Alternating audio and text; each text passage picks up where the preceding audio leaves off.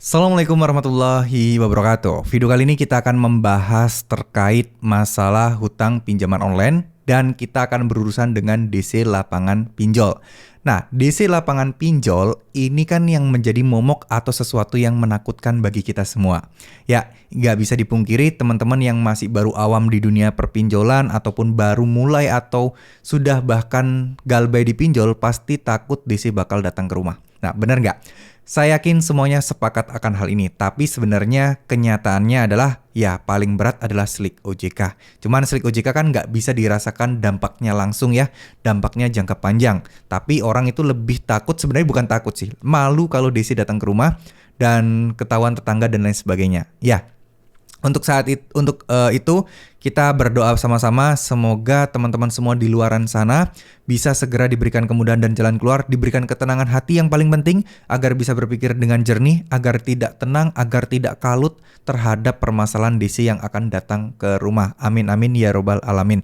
Nah, sekarang masalah kapan sih sebenarnya DC datang ke rumah? Karena perlu kita ketahui banyak juga DC-DC itu yang baru kita telat 2 hari, kita telat 3 hari, 4 hari, sudah ada WA-WA yang masuk akan diteruskan ke tim lapangan dan jika tidak membayar dalam waktu beberapa hari, maka tim lapangan tersebut akan datang ke rumah. Nah, siapa yang sudah dapat WA atau SMS atau telepon seperti ini? Silakan tulis di kolom komentar nih. Kalian masalahnya dari pinjol mana, diancamnya bagaimana dan udah telat berapa lama. Nah ya, nanti kita akan doakan sama-sama, kita akan bahas sama-sama terkait hal tersebut teman-teman. Jadi intinya adalah ketika teman-teman baru telat beberapa hari, terus mendapatkan ancaman DC bakal datang, data-data sudah diteruskan, itu sebenarnya template. Hampir ke semua aplikasi pinjaman online itu pembahasannya itu-itu aja. Hampir semua pinjaman online itu ngancamnya ya itu-itu aja. Data sudah diteruskan ke pihak terkait. Bahkan pinjol yang notabene tidak punya DC lapangan pun juga melakukan cara yang sama. Begitu telat beberapa hari, sudah diinfokan seperti itu. Nah, oleh karena itu, kita yang mungkin sebelumnya belum tahu dan sekarang jadi tahu bahwa ini sebenarnya hanya gertakan aja. Nggak perlu teman-teman takutkan. Untuk masalah kapan DC itu beneran bakal datang ke rumah, itu biasanya DC nggak bakal keluar-keluar teman-teman. DC nggak bakal bilang, oh ya hari ini DC bakal datang, oh besok jadwalnya tanggal sekian ya DC datang. Itu jarang sekali kemungkinan terjadi. Terkadang tiba-tiba aja nongol di depan, tiba-tiba sudah di depan rumah kalian, tiba-tiba ada tamu. Nah, seperti itulah cara kerja DC lapangan pada umumnya.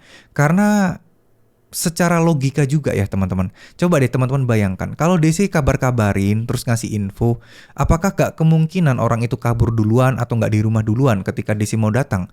Ya secara logika harusnya orang yang takut ya, secara pemikiran DC, orang itu takut, orang pasti menghindar dan gak mau menemuin. Dan DC kan jadi sia-sia. Mereka ke rumah nasabah yang galbay, itu butuh uang, butuh ongkos, butuh transport, dan lain sebagainya. Dan butuh kesiapan mental juga. Nah, kesana tapi sia-sia karena orangnya udah kabur duluan. Karena DC-nya udah ngasih tahu, udah wuru-wuru bahwa akan ada DC yang datang ke rumah. Nah, ini kita harus memikirkan semuanya secara logika, teman-teman. Secara fakta di lapangan bagaimana, terus kemudian bener nggak prosesnya seperti itu. Nah, itu kita harus telaah baik-baik. Nah, kalau untuk urusan soal 2 hari itu kemungkinan kecil sekali teman-teman. Kecil sekali sudah bakal DC lapangan sudah datang. Jadi tidak perlu khawatir terkait hal seperti itu. Ya, nah sekarang permasalahannya juga adalah setiap pinjol itu jarang banget mempunyai DC selengkap pinjol-pinjol besar. Contoh kayak Akulaku, Kredit Pintar, Kredivo, itu kan mereka tersebar banget ya kayak Tunaiku, itu udah hampir merata tuh DC-nya. Nah wajar kalau mereka bisa datang lebih cepat dibandingkan sebelumnya.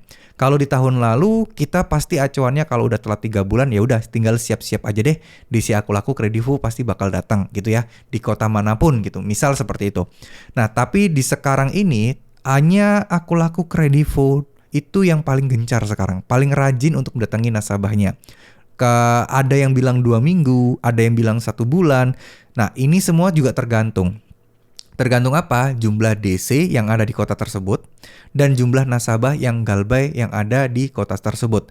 Ini tentu saja juga saling berhubungan dan saling berkaitan. Kalau nasabahnya banyak, terus kemudian DC-nya sedikit, otomatis yang nggak didatengin dalam waktu dekat pasti juga banyak dong.